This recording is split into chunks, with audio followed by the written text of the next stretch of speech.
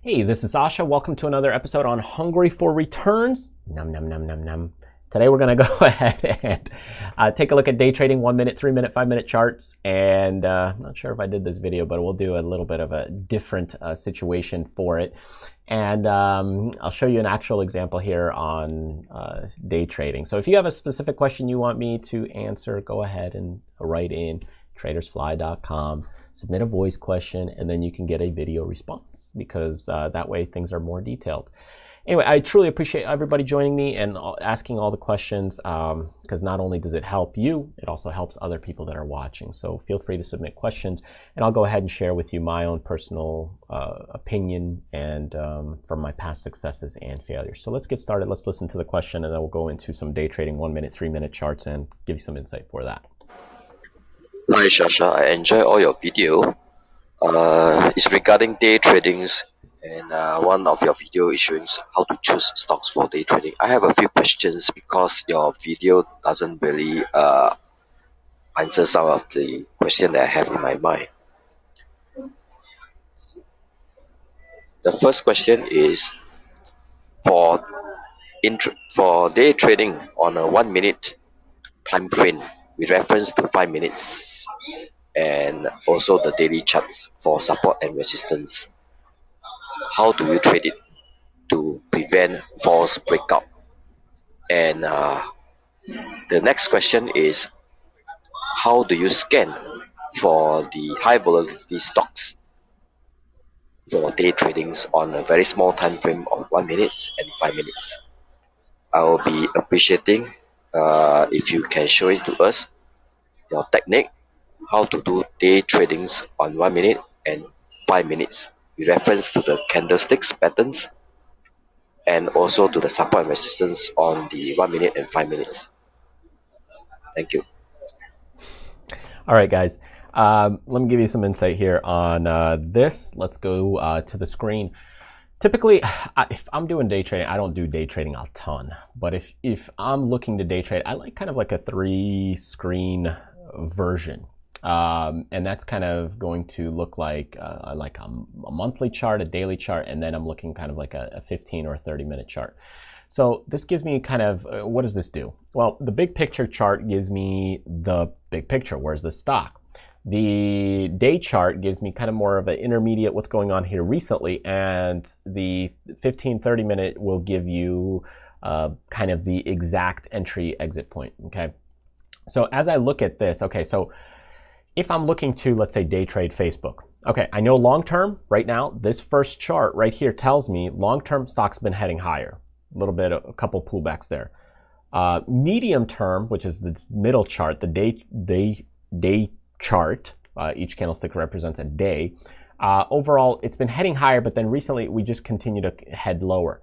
And more recent, also, the 10-minute, 15-minute is heading lower. And I can see that with this line right here. It's breaking kind of this support line of when it gapped up. So if I'm looking to go ahead and let's say, what's my opinion? If I'm looking for this stock to go long, well, I'm looking for where's the bounce? Where's the bounce going to happen? And I would much rather look for a turnaround bounce maybe around 180, 125. If I'm looking to go short, well, I'm going to go short for a smaller time period because most of these are heading higher, right? So what does this really tell me? It's telling me that, hey, 2 out of 3 in a way, the stock's heading higher. The one more recent one is heading lower. So if I'm shorting it for a day trade, I only have one thing in my favor. So I would much rather have multiple things in my favor. Let's take a look at Apple. Overall, stock's been heading higher. Recently, we're heading lower, and short term for the trade, we're heading lower. So what I would rather do is have all 3 of these where stock is heading lower, long term, medium term, and short term. So that's the typical approach I would like. But if that doesn't pan out and doesn't work out, well, what you do is you take a nibble here and you say, okay, well, how many things are in my favor? The more things in your favor, probably the larger the position starting out you'd want to do. And again, let's take another one, maybe Best Buy. Okay, how's this looking out? Well, I say, okay, well, this one's been heading higher. Now it's topping out, and maybe it's pulling back. Okay, so hey, this might be an interesting one. Overall, long term's been heading higher. But then here we've been heading a little higher, and now we might be topping out around 75. You can see that over here as well. There's our 75 up there, but we're kind of up there. And now recently we've been heading lower. Here on the short term, we're heading a little higher. So now we might be rolling over. So if I'm looking at a 10-minute, even though you're day trading, you still want to look at, these longer terms. If I'm looking now at a 10-minute, 5-minute chart, you say, hey, it's kind of at the top range. So you go best buy, there's your best buy. And if I'm looking to short, let's see if it lets me on this trading account. But let's say I go in, let's just do 300 shares as an example. Go ahead, confirm and send that in, boom, filled. Now I go ahead, I go to the best buy, and now there is my position. So as this thing continues to move lower, okay, so as it continues to move lower, I'm going to go ahead and watch this on the charts, right? So now I might watch it again, 5-minute. I don't want to overdo it. And I didn't make my decision, as you can see, based on this exact last bar. Why? Because I have the longer time periods available. Because, hey, this last bar could be heading higher, but really the longer plays I know is kind of heading lower. So you don't want to psych yourself out with these kinds of things that now all of a sudden, hey, oh, it's a green bar, it's a green bar.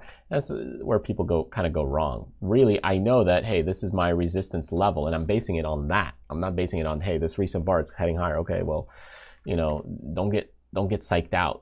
You got to give it room to wiggle. So now, as it continues lower, I'm not going to wait for it. But as it continues lower, or if it goes above that bar, I'm out. So I might be out, let's say, about $186. But if it heads in my favor, let's say it continues to head lower, well, I'll go ahead and start buying back these shares. So I might only do 100 at a time, right? I'm not doing the full scope. Let me go ahead and give you a little, wrong thing. I'm not doing the full scope here for you.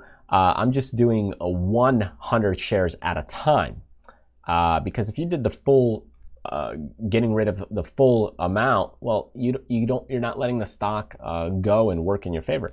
But here with time, what you're doing is you're basically getting rid of 100 shares, 100 shares, and 100 shares. So then when you're ready, you go ahead, hit confirm and send, you get rid of 100 shares. And then you let this continue to work in your favor, and then you do another, hey, 100 shares.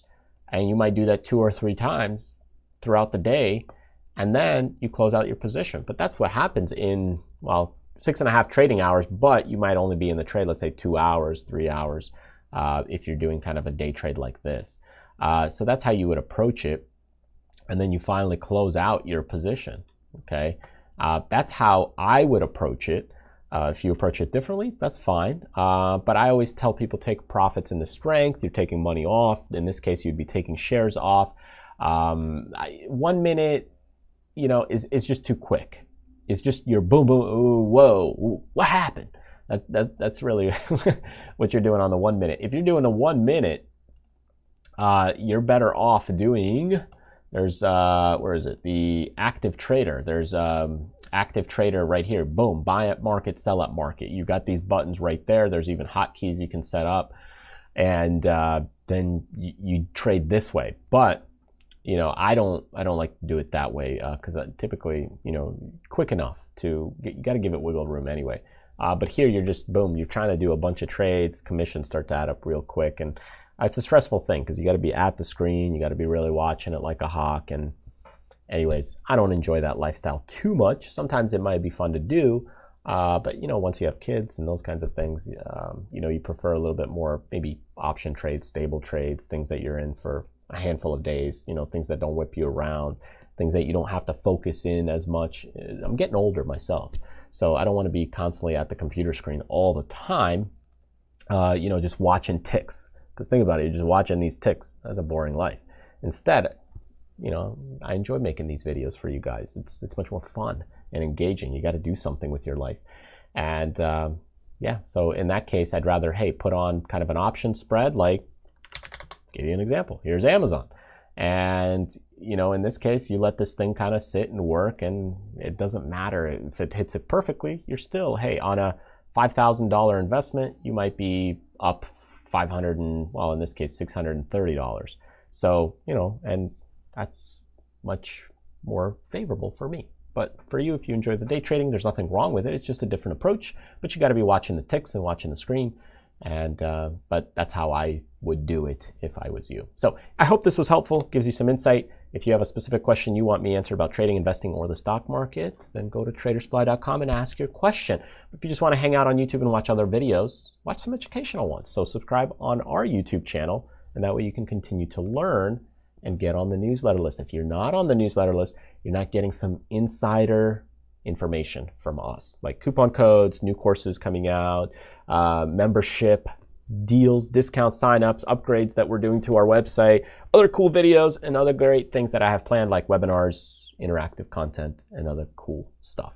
So thanks again for joining me, sticking with me, asking questions, and being a part of this community, because it's a win-win situation. The more questions you ask, the more you learn, and also the more other people learn as well. Thanks again, and I'll see you next time.